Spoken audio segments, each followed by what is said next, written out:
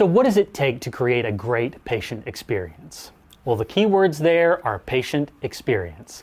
That's subjective. It's subjective for you, for me, anyone who's sitting in a hospital bed. They're going to perceive their care differently, and that's the trick.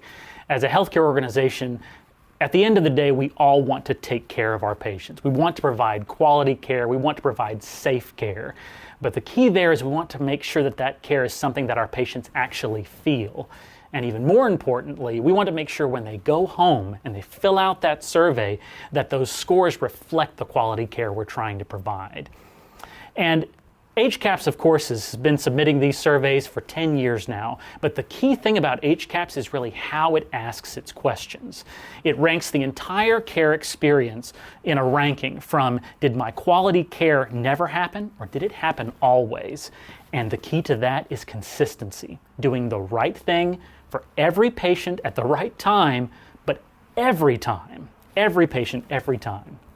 So, how do we do this? How do we take an experience for different people that come into the hospital, but quantify it into a way that we can make our staff make sure that those patients feel the care? The first thing we do is we train. But we train specifically. We don't use a shotgun blast approach and throw out every patient experience training to all of our staff, because you won't have any more staff after that. Trust me, they'll go across the street and work for the other hospital. The idea is that we already know the questions that are being asked on the survey. We know the specific questions that are being asked on how responsive your staff was, on how well your nurses communicated, how well you communicated on pain management, or how well you communicated on the discharge process. We already know the questions that are being asked.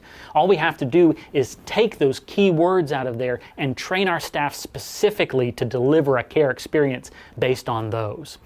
So we train specifically, but the other thing we do is we set our patients' expectations. And that's a key one, because if we can reach out to our patients when we need to make that first appointment, or as soon as they come in at admission, or very early in their stay, if we can tell them the care they should expect to receive, and we've trained our staff on that same care, we're already going to be ready to meet an expectation we set right at the beginning. And our patients are going to not only feel that care and write a score down that's reflective of what we want, but now we're going to really be providing actual quality care that they're feeling. We're not cheating the system.